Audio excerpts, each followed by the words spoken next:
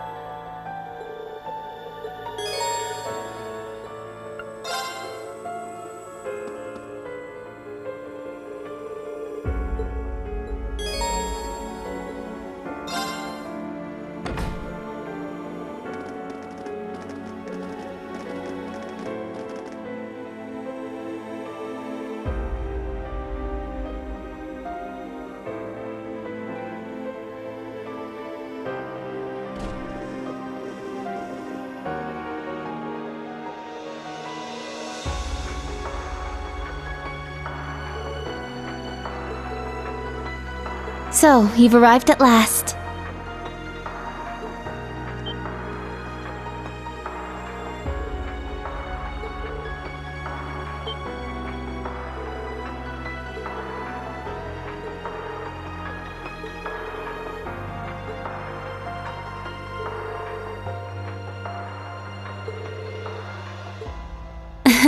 Yes, it's good to see you all again. Please, come in. They're waiting for you just over there.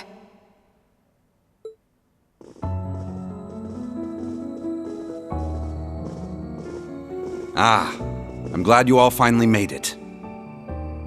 The Church has decided this issue now merits the attention of the Congregation for the Sacraments.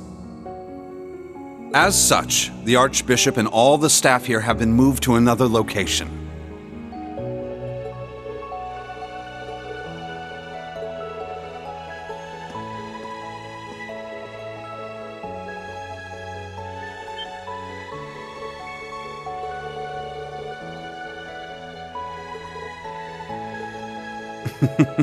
Thank you for all your diligence, Rosine. I'd feel much better if you were to stand watch over the front door now, just in case. Yes, understood. Leave it to me.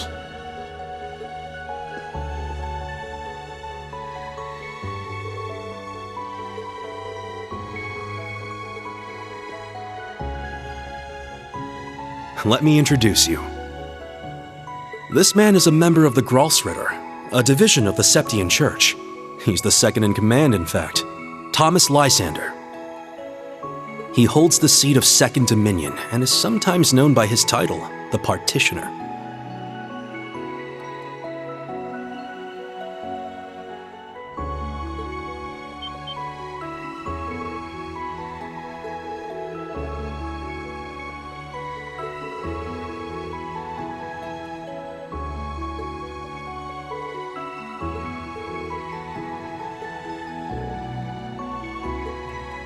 Now allow me to introduce you. This man is one of the Gralsritter's 12 Dominion. The successor to the 8th Dominion, Gaius Warzel.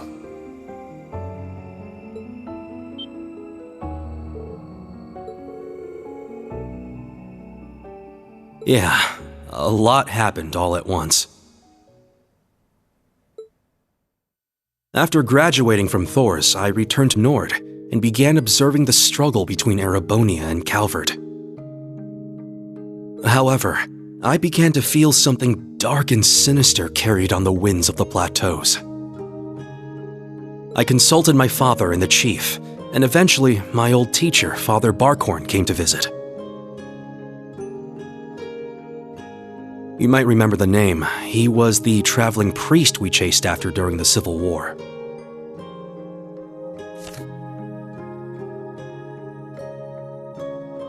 But it turns out, he was also the 8th Dominion of the Gralsritter, with the title the Roaring Lion. He was an extremely skilled knight who investigated the Salt Pale in Northumbria and trained Brigadier General Bardius. Apparently, he was worried and came to Nord to check up on me. He explained to me that what I had been sensing was called the Gale of Ruin. I'm not sure why I'm able to sense it. Maybe it's because I'm a descendant of those who fought alongside the Lionheart Emperor. I mentioned this to him and he came to a realization. But then it happened. A Calvardian ship that broke past the 7th Armored Division attacked my village. My father was away at the time. I fought back in an attempt to protect my family, but it was no use. Right as I prepared myself for death, my teacher threw his huge body in the way to protect me. And as he lay there dying, he passed his stigma onto me. Across the nearly 1,000-year history of the Gralsritter, its highest-ranking members have each borne one of 12 sacred markings. This was one of those markings.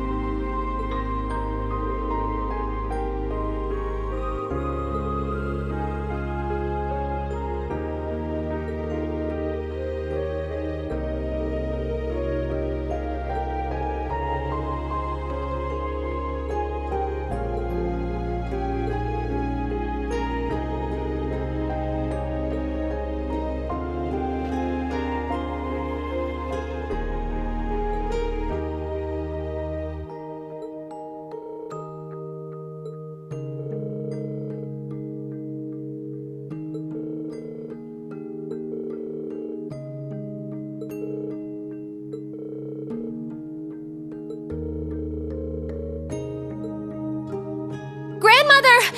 Stop hiding! Come out already! You're the one who called us here in the first place, aren't you? I only hid myself so as not to interrupt your discussion.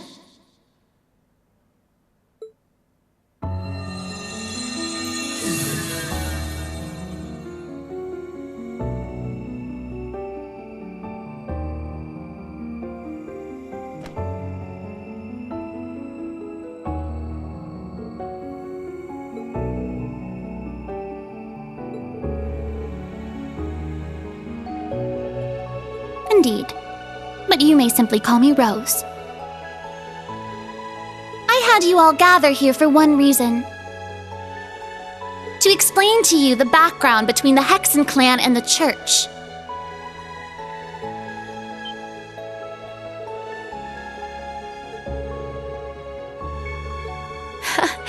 It's not as though we don't believe in Adios. There have been some differences in opinion over the years, but we and the Church have worked together on a number of occasions. For example, during the War of the Lions, or the vampire incident in the Middle Ages. Not to mention the fight against the Dark Dragon 800 years ago. But all that was just Rose sticking her nose into other people's business.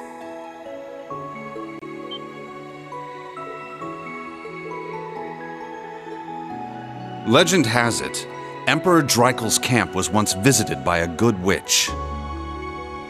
And the novel Red Moon Rose features a vampire hunter affiliated with the Church who was, in truth, the true ancestor of the vampires.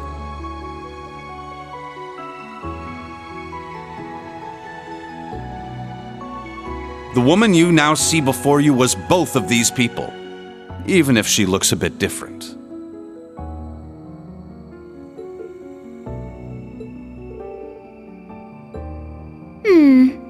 800 or so. However, you should know that my situation is somewhat unique. All other witches are normal humans. Except, of course, for the fact that they are all descendants of those who once guarded the Septarian of Fire.